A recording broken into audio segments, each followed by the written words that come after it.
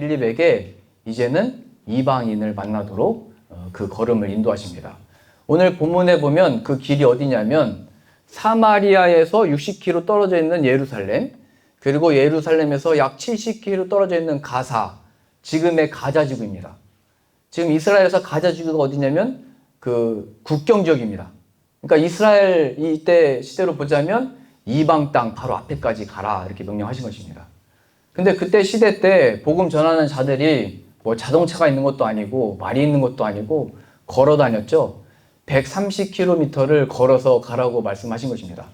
또 심지어는 그 길이 좋은 길이나 뭐 도시나 이런 데를 거쳐서 가는 게 아니고 어디로 가라고 표현되어 있었죠? 네, 광야길로 가라고 하셨습니다. 하나님이 나를 인도하시고 성령의 충만함을 입고 보내심을 받았으면 조금은 좋은 길로, 또 사람을 만날 만한 장소로, 또 하나님의 역사가 임하는 곳으로 좀 보내셔서 그 일을 이루시면 좋은데 광야길을 통하여 그 가사까지 가라고 말씀하십니다. 그러니까 이 130km의 길을 걸으면서 누구를 만날지, 어떤 일이 펼쳐질지, 광야길에 먹을 것은 있을지, 내가 거기서 사람이 하루 길을 걷는 게 보통 20km, 30km 걸을 수 있다고 합니다. 물론 쉬지 않고 하루 종일 걸으면 50km도 걷겠죠. 그럼 그 다음에 못 걷겠죠. 그러니까 계속 쉬면서 가려면 20km, 30km 가야 되니까 여기 지금 가사까지 가려면 한 5박 6일 길에서 자고 광야에서 자고 먹고 뭐 물도 마셔야 되는데 이거 도대체 어떻게 가라는 겁니까? 여기서 무슨 역사가 일어나겠습니까? 그랬는데 오늘 말씀에 그 영광의 역사가 일어나게 되는 것입니다. 하나님이 예비하신 자를 만나게 되는 거죠. 그 사람이 누구냐면 오늘 본문에 표현된 것처럼 에디오피아, 거기에 간디게라고 하는 여왕. 이 간디게는 그 로마의 황제를 시저라고 했죠. 그것처럼 왕의 이름입니다. 애굽의 왕들도 뭐 이름을 다 이 사람 저 사람 얘기한 게 아니라 바로 1세, 바로 2세 했던 것처럼 이 간디게 왕이라고 하는 여왕의 국고 맡은 내시, 관리자를 만나게 됩니다. 그러니까 이 당시 때, 그러니까 나라의 재정부 장관이거든요. 재정장관. 그러면 서열 2위라는 얘기입니다. 서열 2위.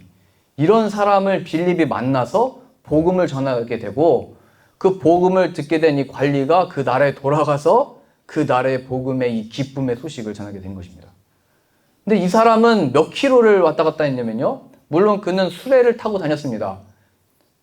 그때 뭐 서열 2위니까 좋은 거 타고 다녔겠죠. 앞에서 말이 끌든 사람이 끌든 뭐 수레를 타고 다녔는데 그 키로수를 제가 계산해 보니까요. 여기가 지금 이집트 밑에 땅부터 저 밑에 아프리카 땅까지인데 그 길이가 제일 가까운 데도 1500km고 저 밑에까지 내려가면 4000km가 넘는 거리입니다. 그러니까 지금의 에티오피아와 좀 다른 지역인데요. 그것보다도 더 큰 지역을 관할했던 나라인데 그러니까 1000km, 2000km를 왕복하려면 뭐 5000km 되는 거죠. 물론 요즘 시대 때 제가 폴란드 살 때도 유럽 떠나기 전에 스위스 산 한번 알프스 보러 가야 된다고 해가지고 뭐 쉬지 않고 1000km 차 타고 가는 분들도 있습니다. 뭐 프랑스까지도 가고 거의 유럽을 동해서 서까지 끝까지 가는 분들도 있는데 그 요즘 독일에 아우토반이 있기 때문이죠. 아우토반이 속도 제한이 없잖아요. 그냥 끝까지 밟고 가도 됩니다. 천천히 가면 뒤에서 막 클락션 울고 빛을 번쩍하면서 길 비키라고 그러고 그러니까 뭐 1000km 쉬지 않고 이렇게 갈 수 있겠죠. 근데 이 당시 때 그 1000몇 킬로를 포장도 안 된 도로를 수레를 탄 듯 이게 뭐 편하겠어요? 어렵겠죠. 그런데 그 수레에 탄 이 관리는 이사야 말씀을 소리내어 읽으면서 갔다 이렇게 표현이 되어 있습니다. 그러니까 주님의 말씀을 사모하고 하나님을 경외하는 사람이었습니다. 근데 놀라운 것은 이 빌립과 이 관리가 만날 수가 굉장히 어려운 그 길. 지금 여기 우리 선양교회에서 130km면 어디까지 될까요? 뭐 천안도 80km라고 그러고 더 내려가겠죠. 그 길을 걸어서 가다가 1000km, 2000km를 가는 사람을 만날 확률이 거의 없겠죠. 근데 하나님은 빌립을 하여금 광야로 가려고 했는데 그 만나기 어려운 그 사람을 확률이 없는데 거기서 만나게 하시고 복음을 전하게 하셨다는 사실입니다. 그러니까 하나님이 나를 사용하실 때 하나님 좀 만날 만한 장소로 보내주시고 사람들이 좀 모여있는데 좀 보내주시고 좋은 방법으로 좀 일하셔야 되는데 왜 광야로 가시게 합니까? 따질 필요 없다는 걸 오늘 본문이 보여주는 거죠. 하나님이 허락하시고 내 삶에 펼치신 그 상황을 받아들여라. 하나님이 함께 하시고 인도함을 받으면 하나님 역사가 분명히 일어난다. 나타내시는 것입니다. 빌립이 순종함으로 가니까 이 관리를 만나게 되는 것입니다. 놀라운 역사. 그러니까 우리의 삶을 너무 자책하지도 말고 자기 연민에 빠지지도 말고 내 처지를 한탄해하지도 말고 내 부모 탓하는 것도 죄입니다. 내 옆에 있는 사람 탓하는 것도 죄고 자기 연민에 빠진 것도 죄입니다. 내가 이렇게 해서 저렇게 해서 거기서 다 벗어나는 은혜가 있기를 소망합니다. 하나님의 인도함을 받아서 내 상황과 처지는 이러하지만 순종함으로 나아갑니다. 그때 이 복음의 영광이 이렇게 펼쳐지는 겁니다. 마치 요단강이 멈춰 서듯이 순종함으로 나아갈 때 여리고가 무너지듯이 그런 역사가 펼쳐질 줄로 믿습니다. 좀 더 이 에티오피아의 이 관리를 좀 더 이야기하고 싶은데요. 아니 이 이방 나라 사람, 저 아프리카 어디에 그 잘 모르는 이 땅 사람이 어떻게 이 두루마리 성경이거든요. 이사야가 적혀있는 말씀을 가지고 있고 또 수천 킬로미터를 유대의 절기를 지키러 왔다 가는 거거든요. 어떻게 이 수천 킬로미터를 왔다 갈 수 있냐. 그리고 나라의 서열 2위는 자기 마음대로 다니는 사람이 아닙니다. 해외 나갈 때 신고를 하고 나가야 됩니다. 그러니까 그 간디게 여왕이 다녀오라고 또 명령한 것도 있는 거죠. 나라를 대표해서 대표로 그 절기를 지키고 와라. 뭔가 의미심장한 의미가 있는 것입니다. 그리고 괜히 시켜서 또 혼자 갔다 온 게 아니고 말씀을 수레해서 읽을 정도니까 개인적인 신앙과 믿음도 있는 거죠. 하나님을 경외하는 마음이 있었던 겁니다. 그래서 제가 이게 어떻게 된 걸까 성경을 쫙 찾아보니까 열왕기상 10장에 이런 표현이 있습니다. 솔로몬의 지혜가 온 땅 가운데 소문이 나가지고 많은 사람들이 그 지혜에 대해서 들어보려고 다 찾아왔습니다. 그때 스바 여왕이라고 하는, 그때도 여성이거든요. 스바 여왕이 솔로몬의 지혜를 좀 들어보려고 찾아왔습니다.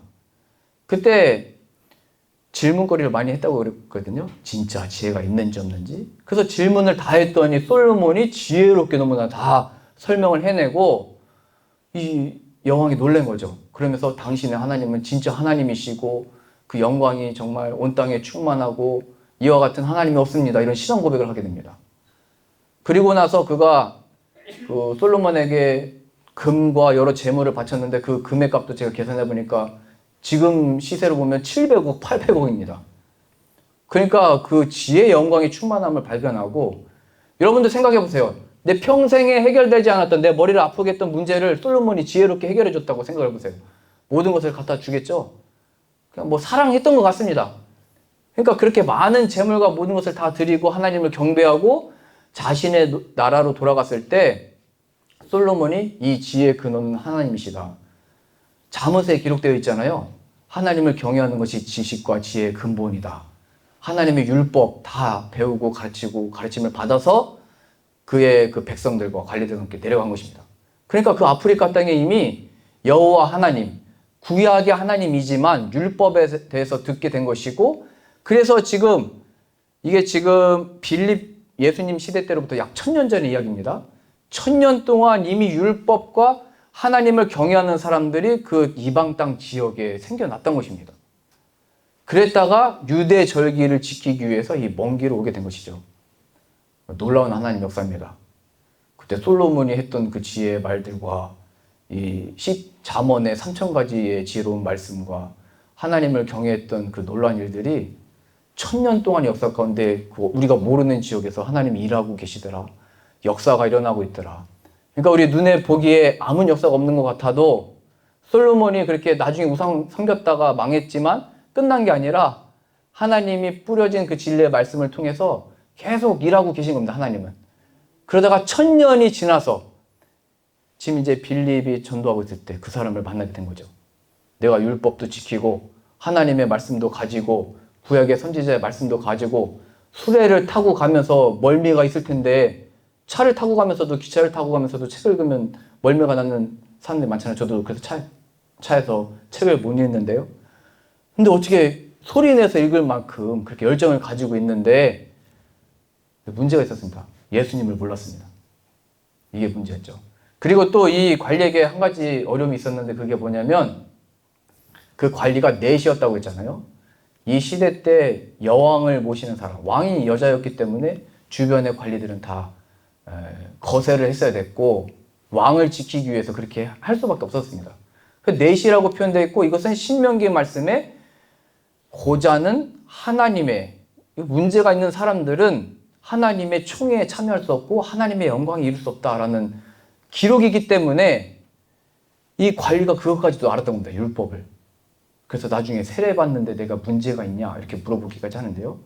그 중요한 것은 하나님을 경외하고 사모하는 마음이 있는데 내 육신적인 이 어려움으로 인해서 이 하나님의 영광에 참여하지 못하는 것.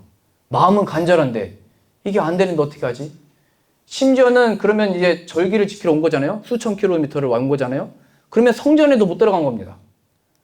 하나님의 영광의 기쁨을 같이 참여하고 누려야 되는데 예수에 대한 소문도 들었겠죠. 그런데 그 자리에 참여를 못한 거예요. 그냥 문 앞까지 왔다가 돌아가는 사람이었습니다. 이게 얼마나 안타까워요. 율법은 가지고 있고 하나님을 대한 열정이 있고 마음이 있는데 참된 진리의 영광과 자유를 얻지 못한 거예요. 내가 어렸을 때부터 보고 배우고 우리 여왕도 그렇고 우리 백성들도 하나님을 경외하고 섬기면서 내가 대표로 왔습니다. 그런 마음으로 왔는데 성전에 들어와서 그 주인을 못 만나고 가는 거죠. 우리도 친구 만나려고 부산까지 갔는데 그 친구가 없대요. 그 집만 맴돌다가 옛 추억만 생각하다 되돌아온다고 생각해 보세요. 마음이 허전하잖아요. 그 사람 만나러 간 건데. 그럼 똑같은 겁니다. 예수님을 모르고 하나님의 영광을 체험하지 못했지만 그래도 간절한 마음으로 그랬던 겁니다. 그런데 하나님이 그 때가 이르러서 이제 만나게 하신 겁니다. 빌립을 통하여 이제 당신이 읽은 것을 깨닫느냐 물어보면서 이제 역사적인 일이 펼쳐지는데요. 29절 말씀 보겠습니다.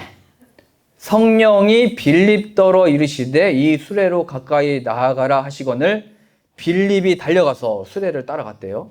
선지자 이사야의 글 읽는 것을 듣고, 그러니까 관리가 입으로 크게 읽으니까 수레를 타고 가는 그 소리보다도 그 읽는 소리가 더 크게 들렸던 것입니다.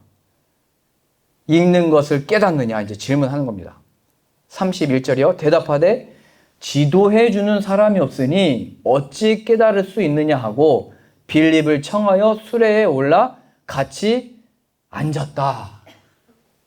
내가 읽는 이 말씀 무슨 말씀인지 모르니까 당신이 좀 알려달라 해서 같이 수레를 타고 빌립이 이 관리에게 내가 지금 읽는 이사야 말씀 이게 다 누구냐면 예수 그리스도에 대한 예언이다. 그가 오셨고 우리 죄를 대신하여 십자가에 죽으셨으나 하나님이 3일 만에 다시 살리셨다.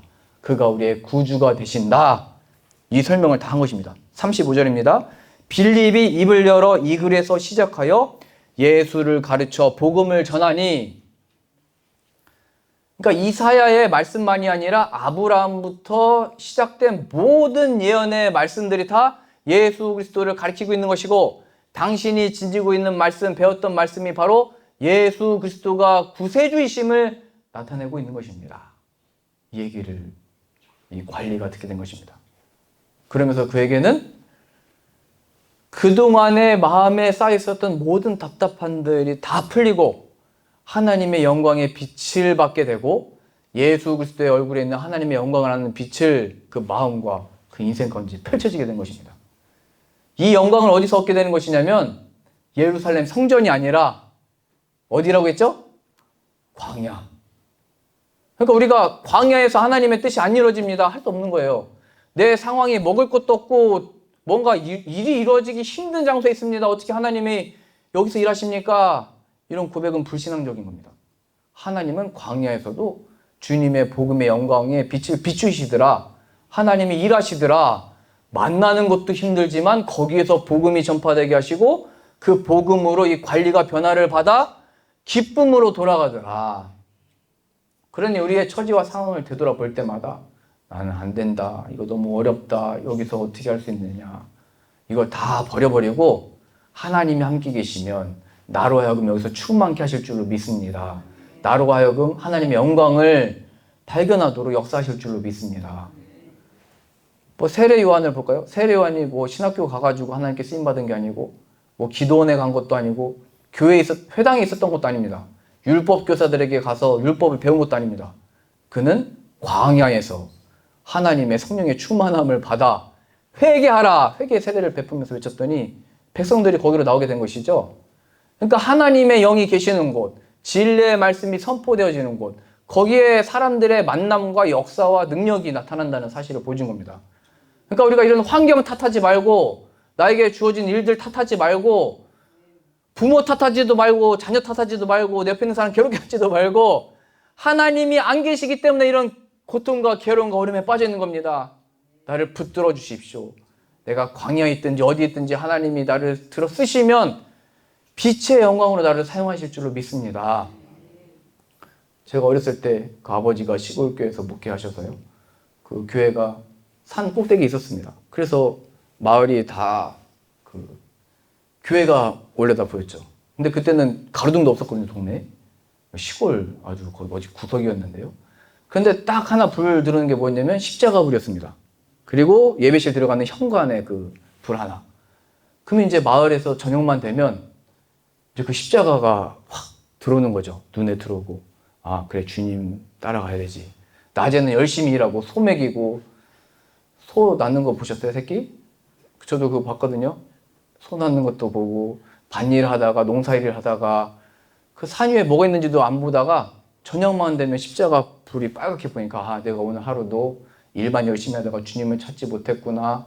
회개합니다. 오늘 밤 이 고난 인생 단잠을 주시고, 내일은 주님을 더욱더 사모하고 살아가게 해주십시오. 또 산꼭대기에 있으니까 올라가는 게 또 골고다의 십자가 길처럼 주님이 오르신 이 길을 기억하며 올라갑니다. 내 죄를 회개하니 용서해 주옵소서. 뭐 그런 상징적인 의미가 있었던 것 같아요. 그래서 저는 저녁에 집 밖에 나가지 마라 이런 얘기를 들었거든요. 왜냐면 뱀 나오고 고라니가 막 그 소리 지르는 거 들어보셨어요? 그리고 쪽제비가 나면 우리 되게 무섭대요. 다 우리 물어간대요. 뭐 산짐승이 나오니까 나가지 말라고 받았어요. 근데 제가 어렸을 때 말을 잘 들었는데 하지 말라고 하면 하고 싶더라고요. 그래서 밤에 나갔습니다. 나갔더니 뭐 동네에 가로등이 없으니까 별들이 하늘에 빼곡하게 보였습니다. 그 중에서 나중에 찾아보니까 오리온 자리, 시리우스 자리, 시리우스가 별들 중에 가장 빛나는 별, 1등성이라고 하거든요. 오리온이라는 사람이 방망이 들고 곰하고 싸울 때 큰 개가 이 오리온 주인을 따라서 곰하고 싸우는 거 주인 지켜야 되잖아요. 그 따라가는 큰 개 자리, 그 시리우스 자리하고 오리온 자리가 제 눈에 이렇게 확 들어오면서 점점 그 별자리가 제 눈에 커지면서 제 마음에 확 들어왔어요. 그 순간에 교회 학교에서 들었던 말씀이 제 마음에 확 들어왔는데요. 그때가 한 5살 때쯤입니다. 교회 학교 때 전 떠들고 또 놀다가 선생님이 너희는 세상의 빛이다 했던 말씀이 들었거든요. 근데 그 별빛이 제 마음에 들어오면서 너희는 세상의 빛이다라는 말씀이 떠오르고 그 말씀이 제 마음에 확 들어와 버렸어요. 그러면서 하나님이 이 어두운 가운데 빛을 비추듯이 나를 이 어두운 세상의 빛으로 보내셨구나. 근데 더 중요한 건 그때 붉은 십자가를 봤어야 될 것 같거든요.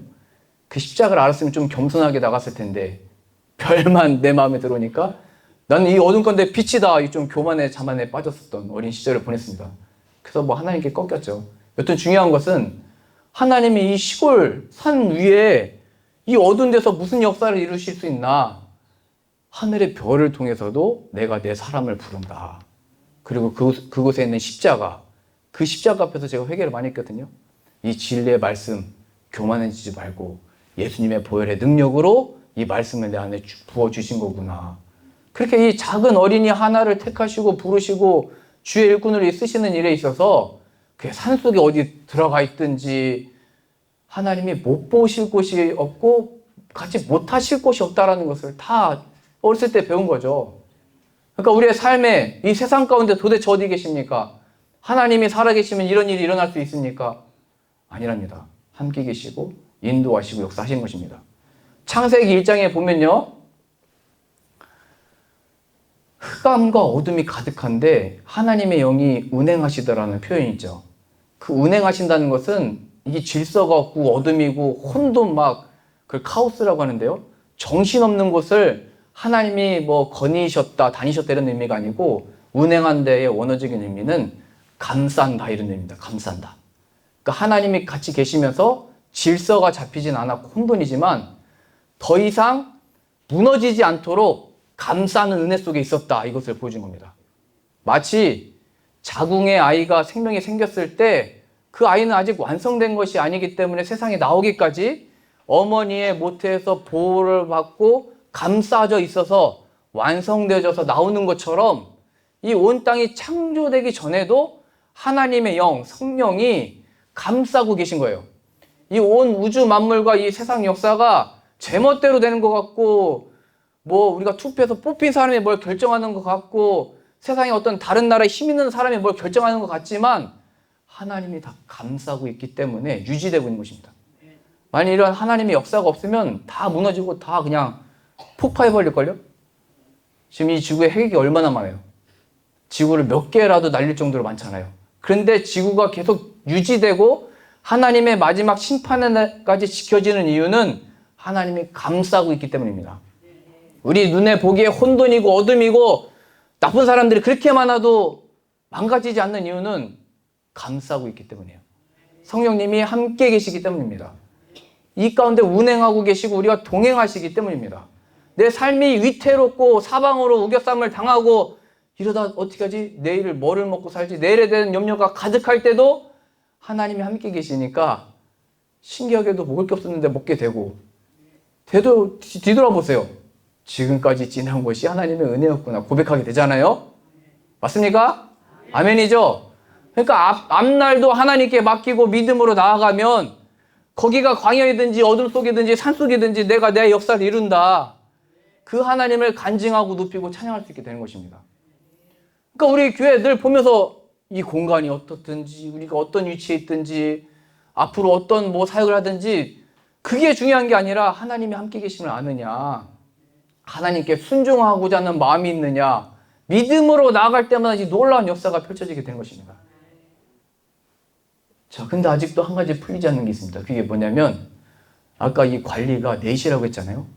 그러면 율법적으로 나에게 이 어려움이 있으니까 하나님의 이 영광에 이르지 못하는 것이 아닙니까? 이런 평생의 마음의 짐이 있었는데 그래서 이렇게 진리의 말씀이 기쁨으로 이렇게 펼쳐집니다. 35절 다시 보겠습니다. 빌립이 입을 열어 이 글에서 시작하여 예수를 가르쳐 복음을 전하니 길 가다가 물 있는 곳에 이르러 그 내시가 말하되 보라 물이 있으니 내가 세례를 받음에 무슨 거리낌이 있느냐. 이제 복음으로 영광의 빛이 비쳤습니다. 하나님의 영광의 자유에 이르게 된 것입니다. 그런데 율법으로 인하여 내가 그 절기 지키러 왔다가 성전도 못 들어가 보고 영광도 체험하지 못하고 근데 당신이 지금 그게 예수 그리스도의 진리, 복음이라는 것을 알게 해줘서 난 자유를 얻었다. 그러니 이제 이 세례를 받는 것에 있어서 문제가 있습니까? 물어본 거죠. 그랬더니 빌립이 세례를 바로 이제 베풀어 주는 것입니다. 그 여기 지금 37절에 없음이라고 나와 있잖아요.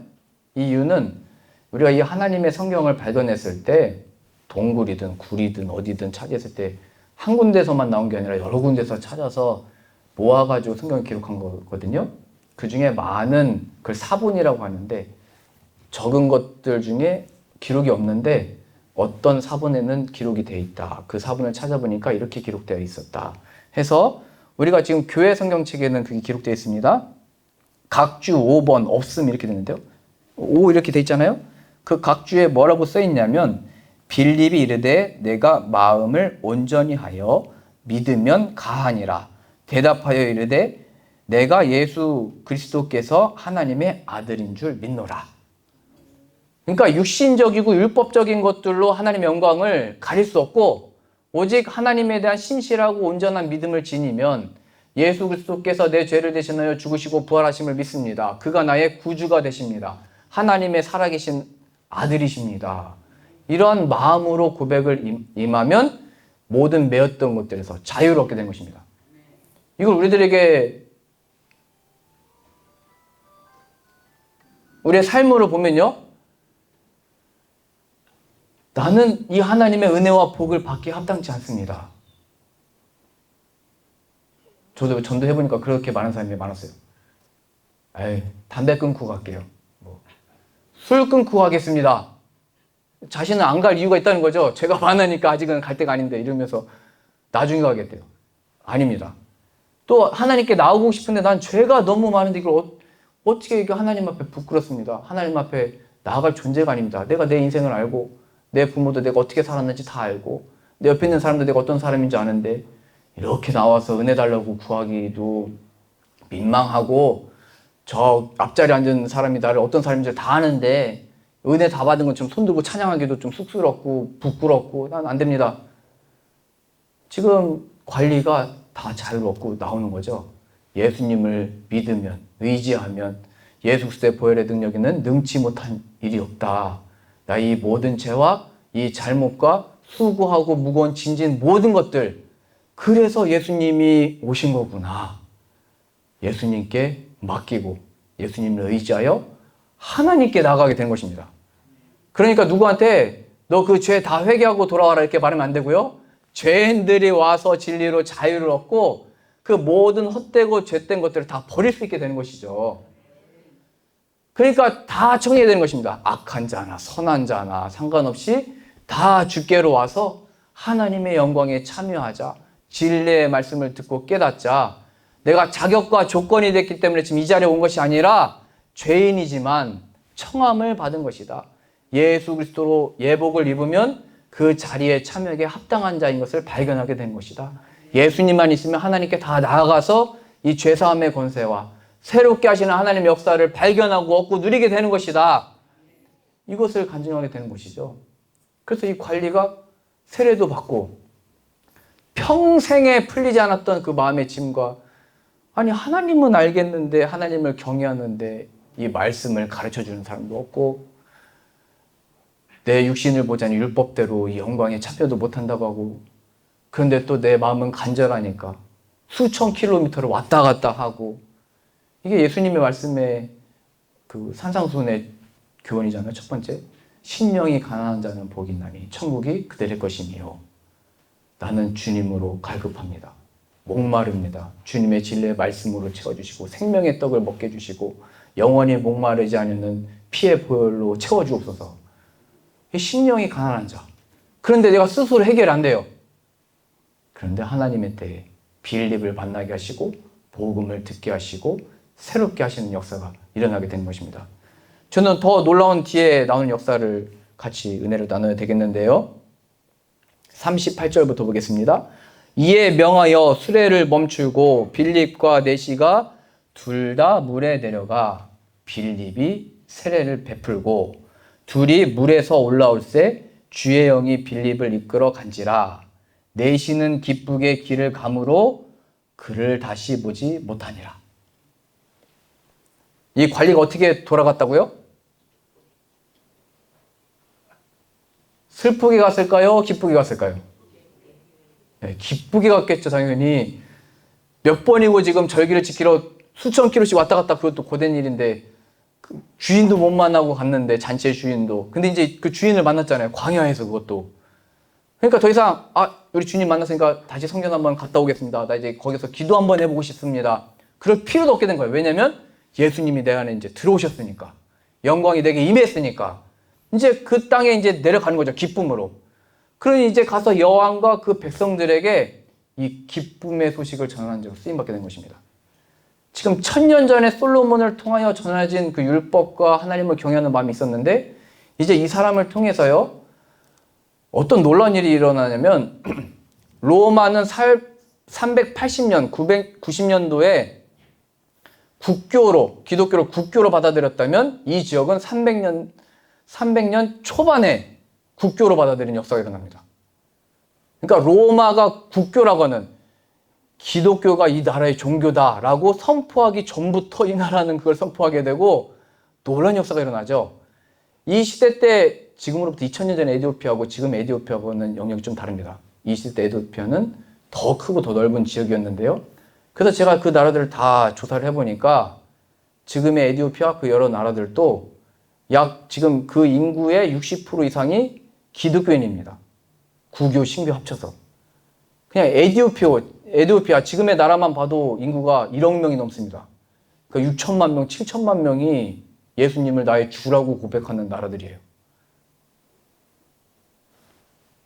근데 그 역사가 어떻게 일어난 거냐면 이게 300년대 국교로 삼았다. 그리고 지금 2026년에도 그런 예수 믿는 숫자가 그렇게 많다. 이런 데이터가 나오는 것은 하나님이 일하시더라.